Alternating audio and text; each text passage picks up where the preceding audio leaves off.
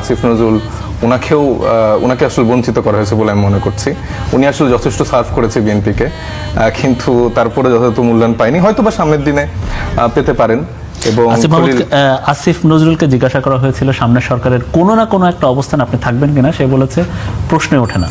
হ্যাঁ, এটা তো মানে এখন মানে তার অবস্থানটা তো এত বেশি প্রশ্নবিদ্ধ ছিল, এই এখনই যদি সে জয়েন করতো তাহলে ধরেন একদম লেজে গবরে হয়ে যেত। তো সেই জায়গা থেকে হয়তো বা একটু কিছুদিন পর হয়তো বা তাকে কোনো না কোনো জায়গায় ইনক্লুড করার সুযোগ থাকতে পারে। কিন্তু খলিল সাহেবের যেটা বলছি যে খুব মানে সূক্ষ্মভাবে ইঞ্জিনিয়ারিং হয়েছে মানে এবার নির্বাচনে।